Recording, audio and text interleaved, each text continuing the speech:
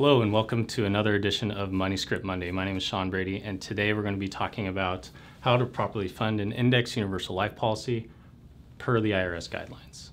Now, in the early 1980s, many people started to go a more predictable and tax-favored path. E.F. Hutton, a brokerage firm, they were the ones who generally regarded as the mastermind behind structuring life insurance in a way that allows people with greater safety of their money and less volatile rates of return on a tax-free basis. They were the ones who really helped people pursue this unique financial strategy. They began to reposition serious amounts of cash into maximum funded life insurance policies for the primary purpose of accumulating that capital on a tax-free basis for goals such as retirement. They took out small life insurance death benefits and they put in the most premiums allowed. So again, they were taking out the least amount of insurance and putting as much premium as they could as quickly as they could. IRS came in and challenged what was being done. E.F. Hutton went to court and they won the case. They were in complete compliance with Section 72E of the Internal Revenue Code. Now, since the 1980s, tax laws and tax codes related to universal life have changed over time and really evolved. And since taxes have a profound impact on your wealth accumulation, it'd be wise for you to really understand these key tax codes: TEFRA, DEFRA, and TAMRA. Now, the legislators passed the Tax Equity Fiscal Responsibility Act of 1982, known as TEFRA, and then 2 years later, the government passed the Deficit Reduction Act of 1984, known as DEFRA. And under these laws, the TEFRA-DEFRA corridor was established. And what this corridor did was dictate the minimum amount of death benefit required based upon an insured's age, gender, and health to accommodate the aggregate premium basis allowed into the life insurance policy. Now, if a policy doesn't comply with the TEFRA-DEFRA corridor, then that would exceed the definition of life insurance, and that policy would no longer get to enjoy the tax-free status of Section 72E Internal Revenue Code, nor would it allow them to access their money tax-free under Section 7702.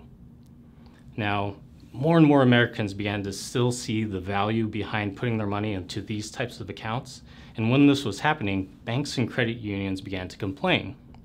And in response, the government passed the Technical and Miscellaneous Revenue Act in 1988, also known as TAMRA. And TAMRA slowed the amount of money going into universal life contracts. So simply put, the TAMRA citation policies after June 21st, 1988 no longer could fund in a maximum single premium under the maximum TEFRA-DEFRA guidelines, and those policies would no longer get to enjoy the tax-free income streams if they were to fund it in 1 year. Now, the guideline single premium, or GSP, is the max amount you could put in the initial 11 years or so. And since people wanted to fund in the GSP in the very first year, TAMRA required them to spread those funds over a 5 to 7 year time frame. Now, when you're structuring a life insurance policy as a superior capital accumulating and tax-free income vehicle, it is crucial that you understand the ways to, or tactics to, lower the life insurance costs to accommodate that guideline single premium. Now, many financial professionals are not taught these strategies, nor do they understand them. So it is crucial that you work with someone that knows how to properly structure these types of policies so it could give you the optimal performance. Now, when you've decided on the amount of money that you'd like to put into one of these contracts over a specified time frame, we would then solve for the minimum, or the maximum TEFRA-DEFRA guideline death benefit using sophisticated software, and then you would fund in that premium that you would like to put into the policy as quickly as you can and as fast as the IRS will allow. Now, let's compare your index universal life policy to this bucket here. The size of the bucket is determined upon the amount of premium that you'd like to put into your policy, and the death benefit that's going to accommodate that amount of premium at your specific age. Now, let's say this particular bucket has the room for $250,000 premium. And with that is going to come a $650,000 minimum level death benefit. You could fully fund and fully fill up your bucket in just 5 equal payments of $50,000 over that 5-year time frame, and you'd have a fully funded, max efficient, index universal life policy. This is a way we call a short-term design, or what we call bucket funding. Now, there are people that have the time, the capital, and the cash flow on hand, and they say, I want to pay $50,000 for 10, 20, 30 years. And that's simple. Can you still do that? What does that bucket look like? And all you would have to do is, instead of a minimum level death benefit, you would have a minimum increasing death benefit. And as you fund for 10, 20, 30 years, once you're done funding, you would then switch to level death benefit. Essentially, it's just a way of filling up new buckets of money without having to purchase new policies every single time. And both designs are max efficient, so where we're squeezing down the policy costs and increasing your earning potential.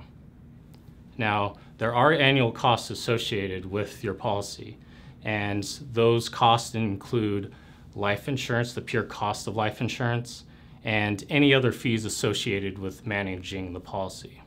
And in this illustration, those fees are represented down here at the bottom by this spigot here. Now, before you view the outflow or cost flow of this as a negative, consider that it's actually going to work for you. It's going to pay for that valuable life insurance death benefit that's going to your loved ones. It's essentially watering this little money tree down here at the bottom, and that's going to grow and transfer to your beneficiaries tax-free upon your passing. Now, when you open an index universal life policy or bucket, you're going to want this spigot down here at the bottom to drain the least amount possible. So your internal rate of return is the highest possible.